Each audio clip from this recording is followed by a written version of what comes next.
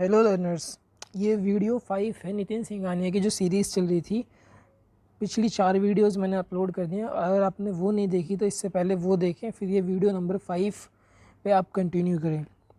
जितने पिछले टॉपिक थे हड़प्पन सिविलाइजेशन, मौर्यन सिविलाइजेशन का लगभग आधे से ज़्यादा मैंने ऑलरेडी डिस्कस कर लिया है। ये है पोट्री वाला सेक्शन है। ये जो इंडिविजुअल मेड जो चीज़ें थी, मतलब जो मौर्यन एम्पायर की जो चीज़ें थी ना, आर्ट एंड आर्किटेक्चर स्कल्पचर, उसको 2 हिस्सों में बांटा गया था। एक था जो एम्पायर, जो राजा रूलर्स ने बनवाया था। एक था इंडिविजुअल आर्किटेक्चर, जो वहाँ के लोगों ने, जो वहाँ के आम आदमियों थे, उन्होंने बनाया था। उसका ये एक सब हेडिंग है पोट्री। पोट्री उस वक्त कैसी हुआ करती थी? Pottery NBPW, northern black polished ware के नाम से वहाँ की उस ज़माने की पोट्री सबसे लग्जरी पोट्री मानी जाती थी। जो ब्लैक होती थी और हाईली लस्ट्रस, बहुत ज़्यादा इसमें शाइनिंग होती थी। ये सबसे लग्जरी वहाँ की पोट्री मानी जाती थी। ये जो पोट्री मौर्यन एम्पायर के टाइम पे जो इंडिविजुअलों के द्वारा बनाई जा रही थी। इसके बाद जब मौर्यन एम्पायर धीरे धीरे डिक्लाइन हो गया, तो उसके बाद छोटे मोटे जो छोटी छोटी डायनेस्टीज़ थी, उन्होंने अलग अलग जगह पे कब्ज़ा कर लिया। जो राजा के मंत्री हुआ करते थे ना, उन्होंने अपने आप को ही राजा घोषित कर दिया। मौर्यन एम्पायर अलग अलग प्रोविंसेस में टूटा हुआ था। मतलब मौर्यन एम्पायर की 4-5 प्रोविंस थी, वो एक जगह बैठ के अलग अलग प्रोविंसों पर राज कर रहा था। लेकिन जैसे ही मौर्यन एम्पायर ख़त्म हुआ, उन प्रोविंस के बड़े बड़े जो लोग थे, मंत्री वगैरह, उन्होंने कह दिया कि हम ही यहाँ के राजा हैं। तो वो अलग अलग प्रोविंस बन गई और उनके अलग अलग डायनेस्टीज़ बन के आ गई अलग अलग जगह पे। जैसे कि शुंगास, कानवास, कुशानास, शकलास, ये अलग अलग डायनेस्टीज़ के नाम हैं अलग अलग जगह पे। जो साउथ इंडिया में भी देखी गई थी, सतवानास, इश्वकतुस, अभिराज, वतकताज, ये अलग अलग डायनेस्टी नॉर्दर्न और सदर्न इंडिया में पाई गई थी। जो वेस्टर्न इंडिया जो था, वहाँ पे काफ़ी ज़्यादा काफ़ी ज़्यादा गेन करा था प्रोमिनेंस को। जो रिलीजियस का सीन था, मतलब जो मौर्यन एम्पायर जो था, वो तो जैनिज़्म और बुद्धिज़्म को ही सपोर्ट करता। लेकिन उसके बाद जितने भी अलग अलग छोटे छोटे सेक्टर टूट के निकले थे, उन्होंने जैनिज़्म बुद्धिज़्म को इतना ज़्यादा सपोर्ट नहीं करा। वो वैष्णवाइट्स थे, शक्तिज थे, ब्राह्मणिकल सेक्शन के लोग थे, वो उन्होंने हिंदुज़्म को ज़्यादा सपोर्ट करा था। लेकिन थोड़ी थोड़ी चीज़ें उन्होंने, ऐसा नहीं कि बिल्कुल ही वो हिंदू और कट्टरवादी थे, ऐसा नहीं। उन्होंने जैनिज़्म और बुद्धिज़्म को लेके भी काफ़ी ज़्यादा आर्किटेक्चर डेवलप करे अपने टाइम पे। लेकिन ज़्यादातर जो चीज़ें देखी गई थी उसके बाद वो हिंदुज़्म से रिलेटेड ही थी।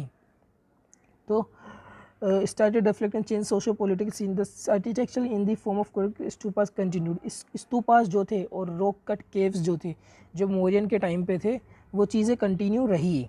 ऐसा नहीं उन चीज़ों पे कोई फ़र्क पड़ा। स्तूपास भी तब तक बन रहे थे, लेकिन उनकी जो बनने की जो स्पीड थी वो कम हो गई थी। जितने भी छोटे छोटे सब हेडिंग थे, सब ने क्या करा, अपनी कुछ ना कुछ यूनिक चीज़ें बनाने की कोशिश करी।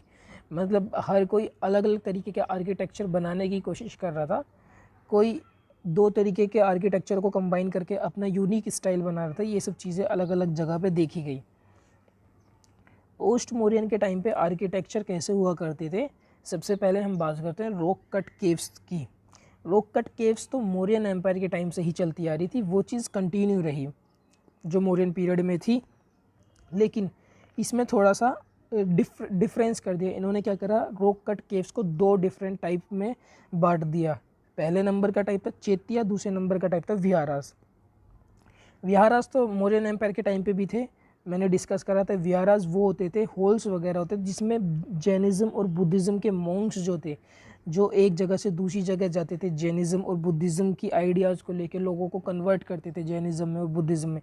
तो उनको अलग अलग जाके रहने की ज़रूरत होती थी, वो कहीं ठहरते थे, तो वहाँ पे उनके लिए रॉक कट करके एक विहार टाइप का बना रखा था। मतलब बड़े बड़े होल्स होते थे बहुत सारी क्वांटिटी में एक साथ, तो उनको बोलते थे विहारास। वो मौर्यन के टाइम पे भी चल रहा था। लेकिन इस टाइम पे इन्होंने एक नई चीज़ जो डेवलप करी, वो था चेतिया होल्स। ये क्या क्वाड्रेंगुलर, मतलब एक तरीके से क्वाड्रिलेटरल टाइप का, जो रेक्टेंगुलर जो होता है ना, चैम्बर्स होते थे जिनकी फ्लैट रूफ्स रहती थी। इनको प्रेयर करने के काम में यूज़ किया था। इनको प्रेयर होल्स भी बोला जाता था। इनमें ये लोग क्या करते थे, प्रे करते थे।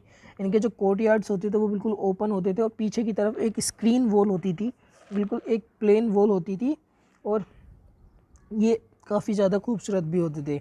इनमें ह्यूमन इंसानों की और जानवर की अलग अलग तस्वीरें इनकी दीवारों पे वो इंस्क्रिप्ट करते थे, और स्कल्पचर्स वगैरह इनके में काफ़ी यूज़ होते, तो मूर्ति वगैरह यहाँ पे काफ़ी रखते थे। जैसे कि एग्जांपल में देख लें, कारले Chetia hall, Ajanta caves. Ajanta caves है ना महाराष्ट्र में, तो उसकी 29 से 25 अजंता केव्स जो है ना, उसमें टोटल जो 25 और 29 और 4 चेतियाज, मतलब 29 केव्स हैं, जिसमें 25 तो विहार्स हैं और 4 चेतियाज हैं। ये अजंता केव्स में है। और दूसरा जो एग्जांपल है वो कारले चेतिया हॉल। अब इसमें देखो डायग्राम में भी दिखा रखा है, लेफ़्ट में जो है वो कारले चेतिया है, राइट में जो है वो एलोरा केव्स में है। एलोरा भी महाराष्ट्र में है, अजंता से करीब 100 किलोमीटर दूरी पर है ये। अब बात करते हैं उदयगिरी एंड खंडागिरी केव्स। ये कलिंग के राजा खरावेला ने बनवाई थी 1st और 2nd सेंचुरी BC, जो आज के टाइम पे उस जगह पे भुवनेश्वर शहर है। इनमें मैन मेड भी केव्स हैं जो आदमियों ने ही बनाई थी, नेचुरल केव्स भी हैं, और 18 केव हैं उदयगिरी में और 15 केव हैं खंडागिरी में। इनकी जो सबसे फेमस जो है वो हाथी गुम्फा इंस्क्रिप्शन है। इनकी केव्स में जो सबसे फेमस चीज़ है वो हाथी गुम्फा इंस्क्रिप्शन है। ये ब्राह्मणी स्क्रिप्ट में कुछ लिख रखा है इन्होंने एक जगह, उसको बोलते हैं हाथी गुम्फा इंस्क्रिप्शंस। ये जो इंस्क्रिप्शन जो स्टार्ट होता था एक मंत्र से स्टार्ट होता है जिसका नाम है जैन नामोकर मंत्र। और उसके बाद जो ये राजा था खरावेला, इनके जितने भी इन्होंने लड़ाई करी थी अपने टाइम पे, जो ये जीते थे युद्ध वगैरह, वो इन्होंने आगे इंस्क्रिप्ट कर रखे हैं जितने अच्छे तरीके से इनसे हो पाए। ये काफ़ी ज़्यादा हाथी गुम्फा इंस्क्रिप्शन जो है ये बहुत फेमस है उदयगिरी खंडागिरी केव्स में। दूसरी जो है रानी गुम्फा केव जो है उदयगिरी में है। ये पहली डबल स्टोरीड और बहुत खूबसूरत बनी हुई डबल स्टोरी, मतलब 2 मंजिल की ये गुफा है। ये काफ़ी फेमस है। स्तूपा की बात करें, स्तूपा तो चलते ही आ रहे थे ना मौर्यन टाइम से, लेकिन इन्होंने क्या स्तूपा में चेंज करा, स्तूपा जो थे वो अब बड़े बनाने लगे इन्होंने स्तूपा, और ज़्यादा खूबसूरत बनाने लगे। कुछ तो स्तूपा ऐसे भी थे जो पहले से मौर्यन के टाइम से बने हुए थे, लेकिन बाद में इन्होंने उसमें तोरण और जो मेथी और जो प्रदर्शना पथ वगैरह ये सब इन्होंने ही डेकोरेट करवा के उसको रिफर्बिश करवाया था, जो लेटर मौर्यन डायनेस्टी के जो रूलर्स थे उन्होंने। तो स्तूपा जो थे इन्होंने बड़े बनाने शुरू कर दिया, डेकोरेटिव करने शुरू कर दिए, स्टोन का काफ़ी ज़्यादा यूज़ करना शुरू कर दिया। जो पहले जो यूज़ करते थे वो वुड और ब्रिक यूज़ करते थे, लेकिन ये स्टोन यूज़ करने लग गए। जो शुंगा डायनेस्टी, जो पोस्ट मौर्यन पीरियड की जो शुंगा डायनेस्टी थे, इन्होंने तोरांस को ब्यूटीफुल गेटवे बनवा दिया। जो स्तूपा थे ना मौर्यन के टाइम पे, उनमें तोरांस नहीं होते थे, तोरांस तो नहीं बनवाते थे। बाद में जो उन्होंने गेटवे, जो गेट होता है जिसको दोनों तरफ से चारों तरफ एक लंबे लंबे पिलर टाइप होते हैं जिनको हम तोरांस बोलते हैं, वो मैंने पिछली लेक्चरों में दिखाया था। अगर आपने नहीं देखी तो एक बार उस पर जाके भी देखें। तो इन्होंने जो तोरांस का जो सिस्टम था ये शुंगाज ने शुरू करता। जो पुराने स्तूपा बने हुए थे उनमें भी जितनों में तोरांस हैं वो शुंगाज ने ही बनवाया था। जैसे कि भरूच स्तूपा है मध्य प्रदेश, और तोरान जो सांची स्तूपा जो मध्य प्रदेश में है ना, सांची स्तूपा एट मध्य प्रदेश, वो जो मौर्यन के टाइम पे बना था वो सिर्फ स्तूपा ही बना था। जो शुंगा डायनेस्टी ने उसके बाद में पोस्ट मौर्यन टाइम पे जो तोरान शुंगा डायनेस्टी ने बनवाया था सांची स्तूपा का था, तो वो आपको याद रखना है। 3 प्रोमिनेंट स्कूल जो इस पीरियड में डेवलप हुए थे, period of different regions of India. सबसे पहला था गंधारा, दूसरा मथुरा, तीसरा अमरावती। ये 3 स्कूल उस टाइम पे काफ़ी डेवलप हो गए थे। गंधारा की मैं बात करूँ तो ये है गंधारा स्कूल ऑफ आर्ट। ये वेस्टर्न फ्रंटियर ऑफ पंजाब, जो आज के टाइम पे पेशावर है ना अफ़गानिस्तान में, वो पेशावर पाकिस्तान में और अफ़गानिस्तान तक पहुँचा था, उस जगह पे था ये गंधारा स्कूल ऑफ आर्ट।